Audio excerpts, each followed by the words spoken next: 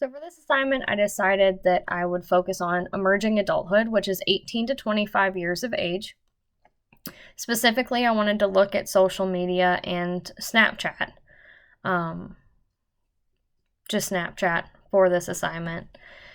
In regards to Snapchat and this stage of development, Snapchat is actually the number one social media of choice, even over TikTok, for users 13 to 25.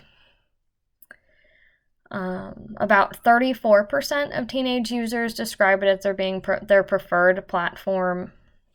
They use it for trend spotting. They have a highly engaged user base who open the app 30 times or more a day. And they experienced significant growth in recent years. As far as this age span and how they are portrayed, I looked at an article called The 12 Types of People You Have on Snapchat, and the types of people that they described seem to fit stereotypes like they're people who party too much, maybe they're sending you Snapchats about how much they've been drinking or other behavior that they should not be doing. They tend to be, or they can be, secretive or using it for inappropriate relationships and things.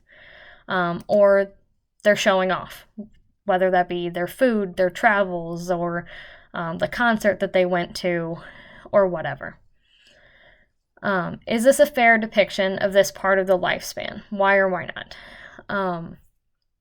According to the book, people in this part of development tend to be more likely to have unprotected sex with a new partner, drive without a seatbelt, carry a loaded gun, abuse drugs, and have addictive behaviors, whether that be gambling, alcoholism, etc. They do these things for the rush of adrenaline. It seems like there's still this leftover adolescent taking risk sort of behavior, but it's not necessarily as bad as when you're in the middle of teenagers. People in this age range, the peak age for serious crime is 19. For unintended pregnancy, it's 18 to 19, and for automobile driver death, it's 21. That's from the book. So is this a fair depiction of this part of the lifespan? That they're partiers, that they're using it for inappropriate behaviors, and that they're showing off to their friends? It does seem like that follows, since it says that they abuse drugs, that they have unintended pregnancies, and that sort of thing in this age range. The next question was, how do negative stereotypes impact someone who is in this part of their lifespan?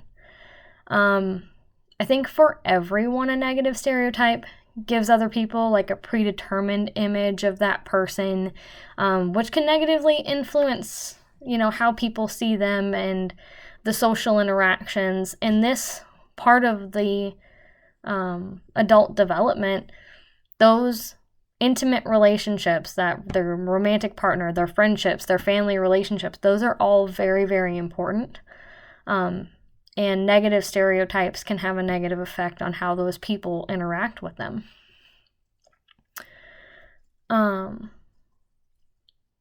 As far as being good consumers and not falling prey to society's view of what any part of the lifespan should look like, I think as a society, we need to do our own research, make our own opinions, and consult, multiple sources of information, whether that be news outlets or what have you.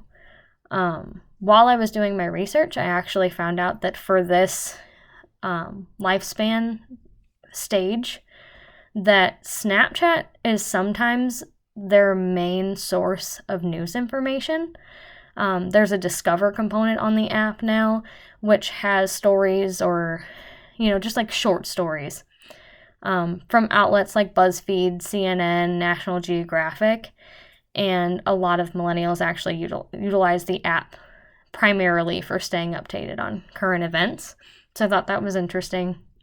The three things from this part of development that I thought were positives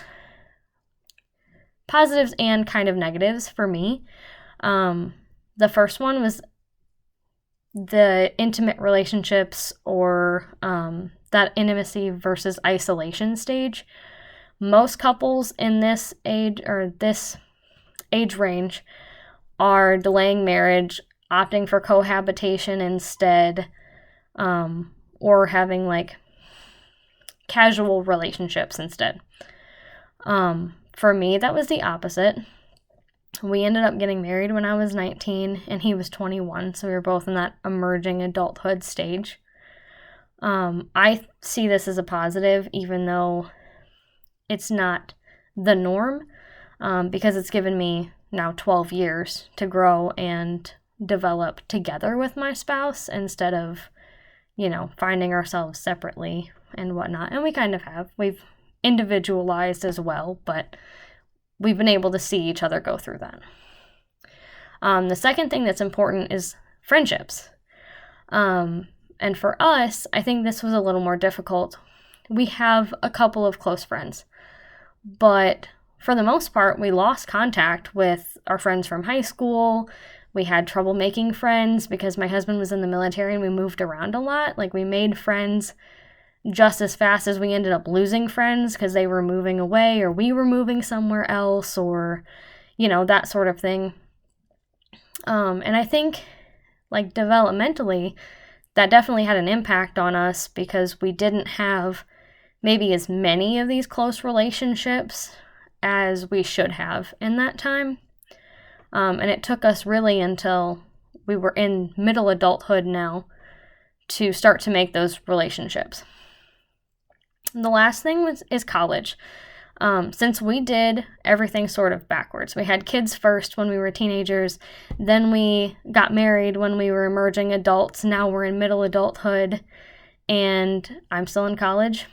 He doesn't have his degree yet. We've both gone to school for different things, but we haven't actually attained like a complete career, what we want to do for the rest of our lives. I think that has affected us because while other people finished that years ago, we haven't finished it yet. And we had time to settle and have our family and do close things with them and whatnot, but we did it differently. And I see that kind of as a positive because we are very stable, even though we didn't do it the traditional way. But at the same time, it's kind of, I don't know, a positive and a negative, I guess. So that is all of the questions for this assignment. I think stereotypes are based in some truth. They don't just come from nowhere. But I don't know.